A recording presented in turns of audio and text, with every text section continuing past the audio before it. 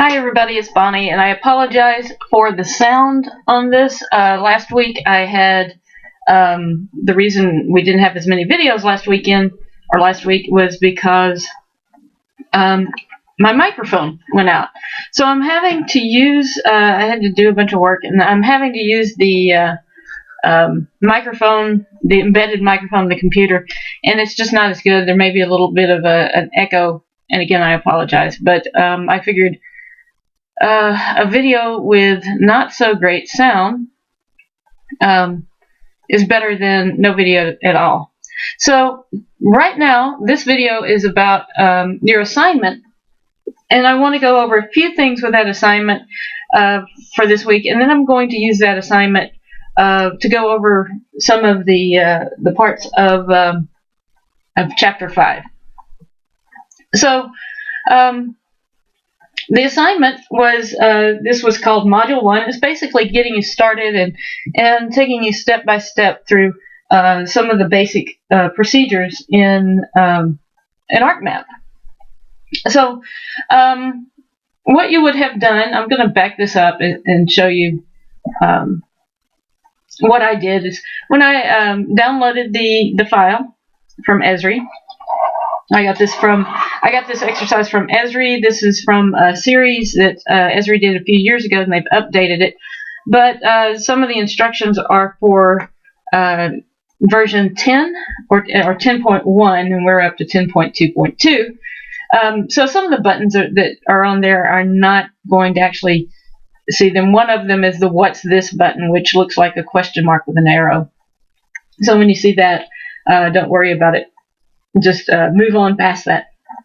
But what I did when I downloaded that file, I put it in a file. I called the file Arc Lessons. I put it in my Documents folder. Some of you may have downloaded to Downloads, and you work from that file. I want to talk you through some of the procedures you go in file management first in ArcMap, and then we'll get into some basic information. So I downloaded it. It's in Arc Lessons. So I go to Arc Lessons, and I see Module 1, and then I see Student Packet. And this is the file that you have. I go to Mod 1, and then I have this thing called Module 1 MXD. Now, MXD stands for Map Document, ArcView Map Document. And I'm going to have a little sticky pad up here for you. I'll type some notes in here.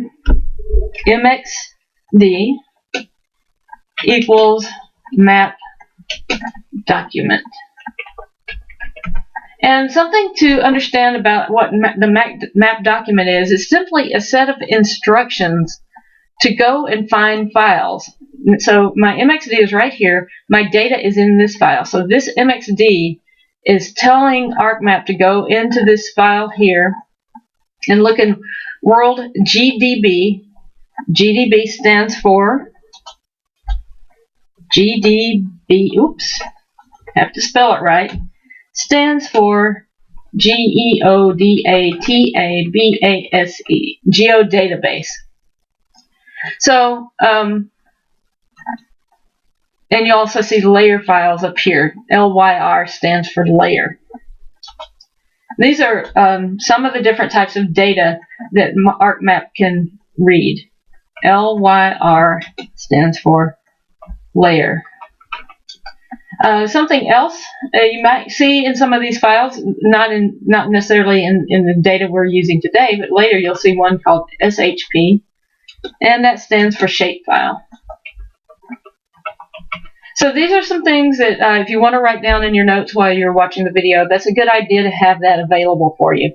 MXD, map document, GDB, geodatabase. This is where we store data. We also have data in the forms of layers, LYR. SHP is also called a shapefile. These are different data types that ArcMap can read and turn into a map. Now you also see this one here, XML. And that is like a tabular data type file. Okay, so my purpose right now is showing you what the MXD is. MXD is the map document. That is a set of instructions that says to go out and get this data that is stored in here, in this file, in the World Geodatabase file and the layer file and put it into a map. That's all an MXD is. And so sometimes you can open up an MXD. Let's do that right now. I'm going to open up my MXD. And I'm going to open up this PDF here. I'm keeping the PDF in my other screen so it's not in the way. But if I need to point something out on it, I will bring it over into the other screen. All right, so here's my map document and what it looks like. I've got the map of the world here. So what this set of instructions says to do, the MXD, Module 1 MXD, it says go get these layers. We have world population here. So the layers that are in world population, that little plus sign. Those of you who have already started working on the assignment have had a chance to go through and look at some of these things. So this is the set of instructions. This MXD, it says go and get these different layers and display, because that one's checked, it wants us to display the county outlines. Now we've got two different, excuse me, sorry about that. We've got two different sets of data displayed here. We've got one group of layers here. This is called a data frame. So we have two different data frames. One here called world population. The other one here is called world. So when you see the stack, this thing that looks like a stack, a yellow stack, that's called a data frame. And data frames have different sets of information or data in them. So if I want to, right now, this is the active one, the world. It's bold. So that means that this is your active data frame. If I want to see this one up here, world population, I right click and go to activate. Now this is not necessarily, I'm not going by the step-by-step by the instructions that you have in your assignment. But I want you to see these things because these things will come up over and over and over. You'll see a set of instructions that say, insert a new data frame. You go, what's a data frame? I don't know. What's a data frame? And it never does say, when you first open up a blank document, this thing will just say layers. I'll show you what it looks like if you put in a new data frame, provided my computer behaves itself. Oh, look at that. It popped up something else. See, I can say insert data frame, and when it pops in there, here's my new data frame down here. I don't need that, so I'm going to get rid of it. But I just wanted you to know what these things are called. So right now, this data frame is active. I'm going to write that in the notes here. So to activate a data frame, right-click and spell click correctly. Right-click and choose Activate. And that is going to make that particular data frame be the one that you see in the window. Okay, but when we open up, we have World. I'm going to activate, and this is what we see. All right, so what we've learned so far in this video is to open up a new data frame, a new map document, mixing my words. You open up ArcMap, you'll get a brand new blank map document. That's when you're starting a new one. What we have done today is opening up a map document that exists. You go to the MXD file, double click it, and if it already exists, it will bring up your map. Now I want to go through some buttons, and some of these are the buttons that you'll go through in this lesson that you have. The basics of ArcMap is what the lesson is called. Some of the things that you'll be doing here, you'll be doing some zooming in and zooming out. And I want to show you some different ways to zoom in and zoom out. One thing you just saw me do here to bring this into full screen is I clicked on this little button here and dragged a box. So when I click on the zoom in button, whatever box I drag will zoom into that. What if I don't want to be so far zoomed in? Oops, I zoomed way into Los Angeles County over here, and I really would like to see the whole map. I can do a couple of things. This globe here takes me out to the full extent. So the globe gives you full extent, that little button right there. Zooming out, you might have figured this out. Click on the zoom out button, looks like a magnifying glass with a minus. And if I click a small area, click and drag a small area, it keeps zooming out, zooming out, zooming out. And sometimes you'll accidentally click on that, you'll have that clicked and you accidentally drag over here. And whoops, I'm off the map. Oh my gosh, what did I just do? I can't find anything. Go back to the globe and it'll take you home. A couple of other things. And this is not the best one to show as an example because we're looking at the whole world here. But sometimes if you have a small, the lakes might do well because the lakes are only in this extent. You can right click on, I just turned the lakes on by putting the check marks there. So you can right click on that layer and just zoom to that layer. So see, that zooms me out to the extent of the lakes and no farther out. See, we make sure that all the lakes are in that area. If I want to go back to the county outlines, or country outlines, those are pretty big counties, I zoom to that layer and it takes me all the way out to that layer. So if you just want to zoom into a layer, a specific layer, you right click on that and go to zoom to layer. Alright, whoops, see, I just did it. See, I just did what I said a while ago. Sometimes you have this thing checked and you click on the thing and it zooms you out of there. So while I'm in the wrong place and I'm zoomed out, there's a couple other things. I'll put us back. There are a couple of other things you can use to zoom in and zoom out. So let's say I'm zoomed out here. I want to zoom back in. I can do this fixed zoom in, and it takes you in one step at a time, and then we can zoom back out one step at a time. So there's dozens, well, not dozens, but about half a dozen ways to zoom in or zoom out. So we have this tool, the magnifying glass tools that lets you draw a box and zoom in. We've got the fixed zoom in, zoom out. We've got the full extent zoom. We've got the layer, zoom to layer by clicking here. And so lots and lots of different ways to do the same thing. Now these little buttons here, this will take you back one step. So if I accidentally zoom in here, oops, I can go back one step that way.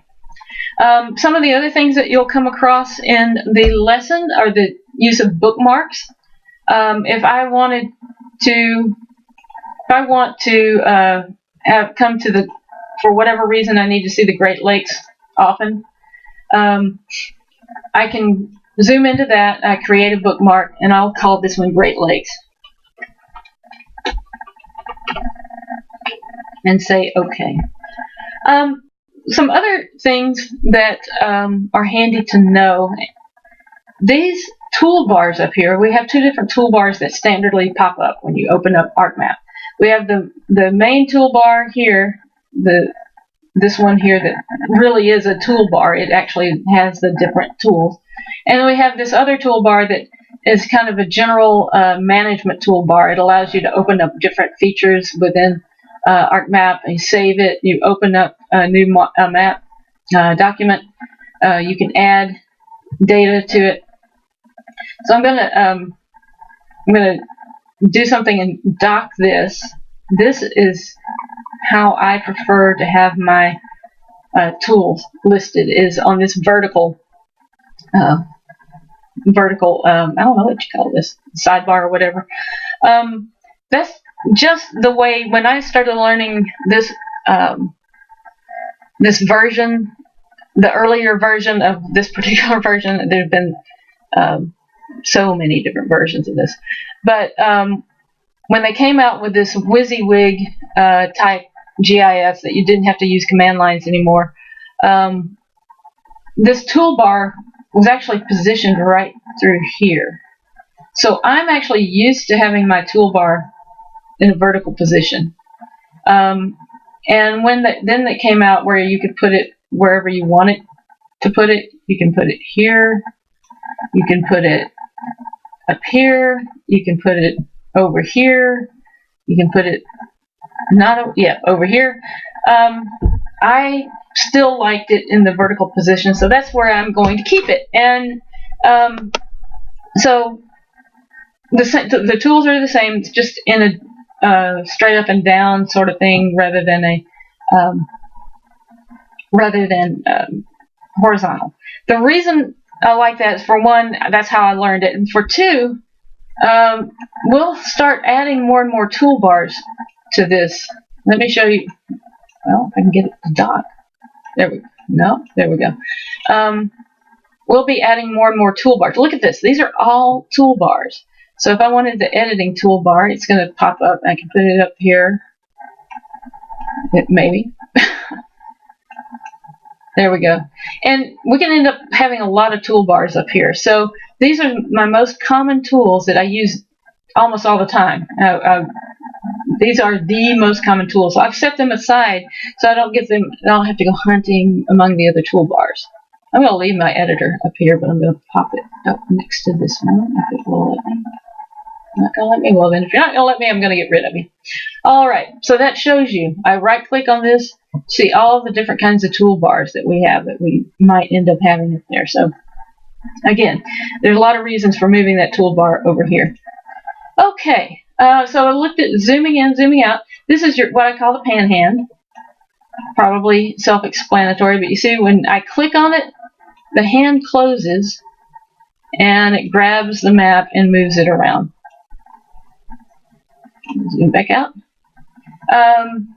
We've talked about these. This little tool here, if you've been working on the assignment, there's a time that you go and you use this button to select things.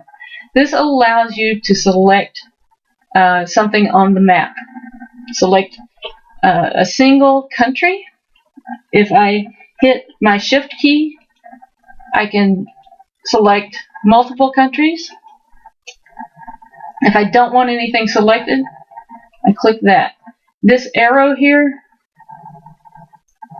allows you to select elements that I don't have on there any right now. But if you had graphics on there, like an image, or I don't want to say it necessarily, it's not necessarily an aerial image, but if you had an image like a picture of, if this were a wildlife study and we had a picture of, I don't know, a bear or something on there, this would allow you to select that and move that around. If we had text on there, this allows you to select the text and move it around. This little tool right here is really kind of neat. If I click on here and I click on this, I click on a feature on the map, then this window comes up and it tells me what I've just clicked on. It says identify from topmost layer, and it gives me the country outlines, and here I am on Saudi Arabia. It gives me information about this, the long name, the number of mobile phones, all that information that's in the table for that one country. So that's your identify tool.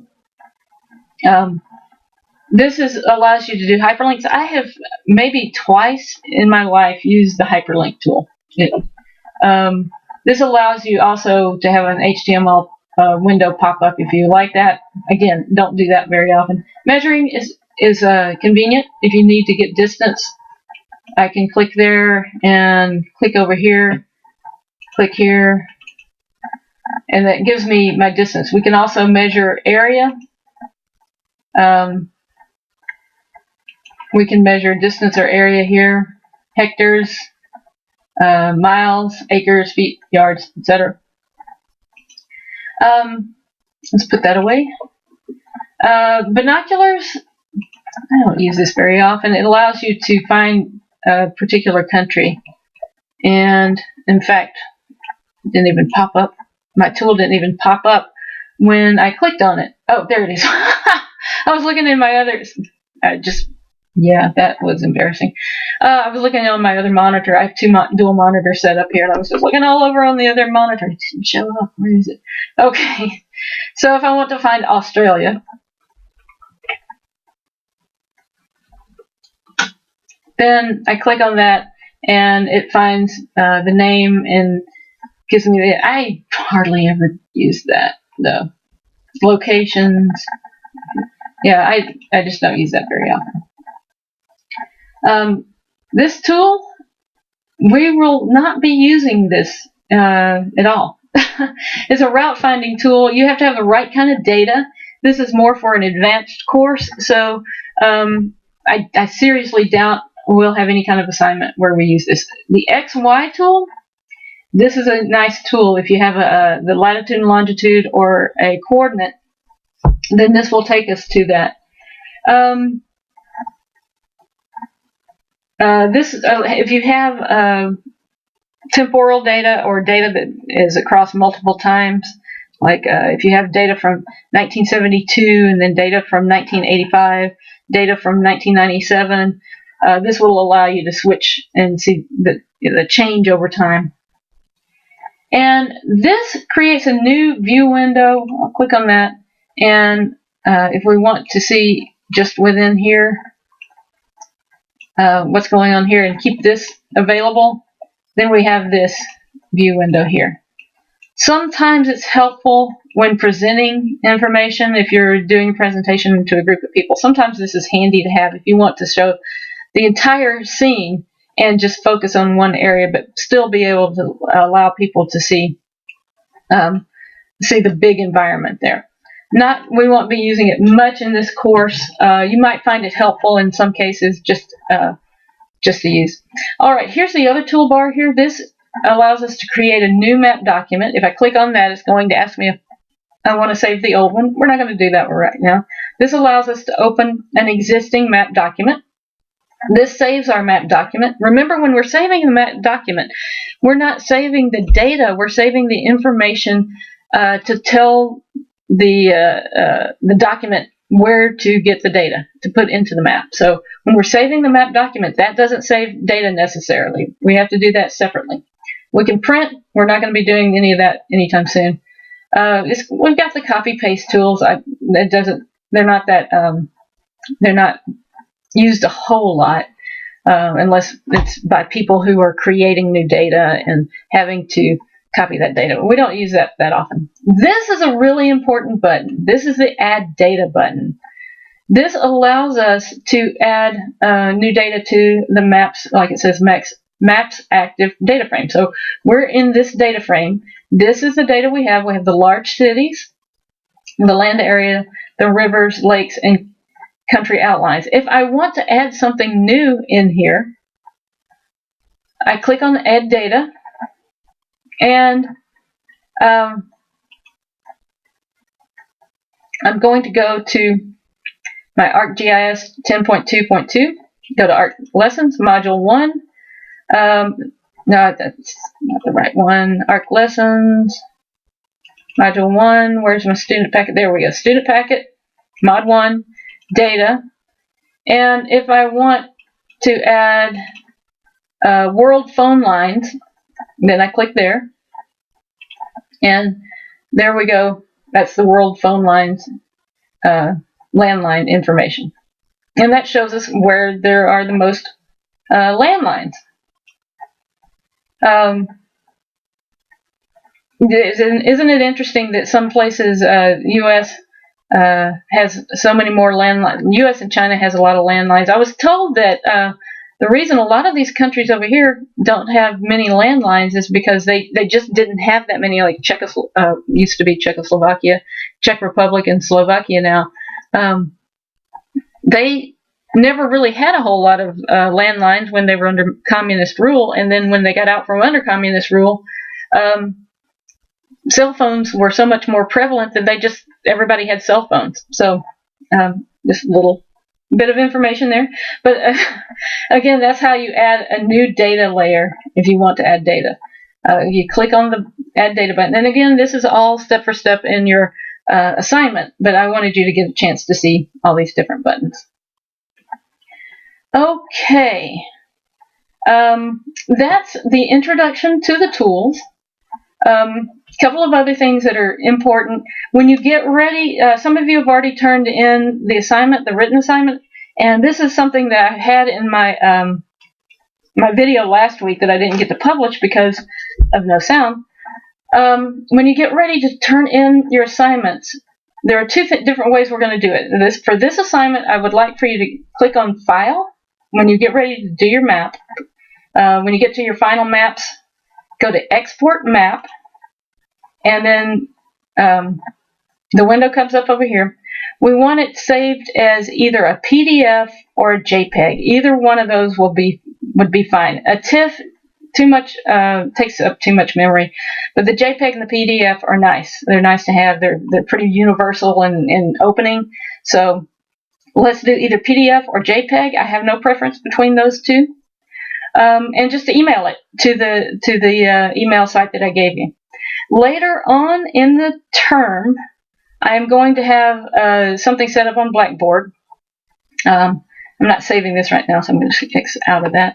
I'm going to have something set up on Blackboard that will allow you to do the share tool. And you'll be sharing as a map package. So I'm going to show you how to do that right now, but I don't have it set up, so don't do that with this assignment. We go to map package. This is so nice. Because in the past, when somebody would send me their assignment, they would save the map document, the MXD, which meant that they're just saving the instructions of where to find the data. But if I don't have the data on my computer, just like what you had when you were working on it, and you've worked on the data and you've changed it and you've changed colors and you've done all of these different things and you've selected this and selected that and made all these changes, so it doesn't look like the original set of data. And if I don't have that set of instructions, if I have that set of instructions, but I don't have the data that you created and modified and changed and did all the things to come with it, then I get a blank piece of paper. I get a blank screen. I get to see all of these things here, but nothing in the window here. But if you do the share as a map package, then I get everything that you did. It's really awesome. So what you'll do, not this time, like I said, because I don't have it set up to receive yet, because these things can get kind of large and hard to email. So what you want to do, save map package to file, and save this to a file, and then you can email that map package to me. So I'm just going to save, mine's just module 1 map package. I would like for you, when you do this, or anytime you turn anything in, whatever you name it, to include your last name on it at least, so I know how, if I'm going through these, I don't have to go back to the original email to see. So mine is going to be module 1, Brown. Click save. And what you'll need to do is analyze here. And see where it says missing tags and item description. Okay, doesn't like that. So I go to item description and see it says tags required. Sometimes it'll say your summary is missing. And so if your summary is missing, you'll have to fill that in. So tags required, just say lesson 1, lesson whatever. The tags are, the Esri stuff wants the tags. I don't need the tags, but Esri wants them. So sometimes it'll say you must see how it says required. Actually, the description is required too. Anytime I've ever had anybody try to save a map package, if the description is blank, it still doesn't save it. Okay, so now I've put that in. It's happy now. I can analyze it. I don't get any errors down here. So now I go to share. And it asks me if I want to save it, so I have to save it because it's going to do this for a while. And so right now, since this is going to be really boring watching the circle go around, I want to review some of the things that we discussed An MXD is a map document. It's simply a set of instructions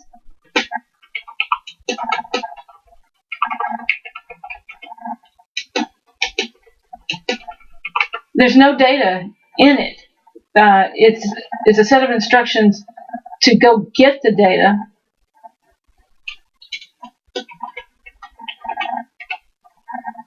So there's no data included. It's just a set of instructions. Say go get the data and display it. A geodatabase is a type of file that contains some different types of data, layers, images, tables that you can view in ArcMap and analyze as well, of course.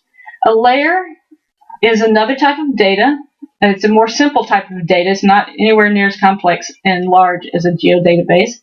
It's a very simple type of data that can only be read in ArcMap. Shapefile is an older version of data. It's one of the first types of data developed by Esri for something called ArcView. And then don't forget that your data frame activation, this is one of the most important things. I can't see this stuff up here. Oh, because I've got to activate it. So these are some of the things we've discussed here. We've also talked about the various tools in this toolbar and the fact that you can move that toolbar around. When you save, when you save a file, if you want to keep all of the data, it's got to be saved as a map package. We've got to share it as a map package. So it comes out I forgot, it was showing a while ago. MPK, I think, is how it's saved. So the MPK is going to have all of the MPK map package, and that includes your data. Another use for saving as a map package, if you know you're going to be working across different computers, saving your map package allows you to move to a different computer because it has your data there with it. Okay, so I'm going to wrap this one up. There will be a second video to accompany this where we discuss some of the things that are in Chapter 5. But hopefully this will help you out in with regards to your assignment and some of the buttons and some of the things you need to do there. All right, signing off. See you in the next one.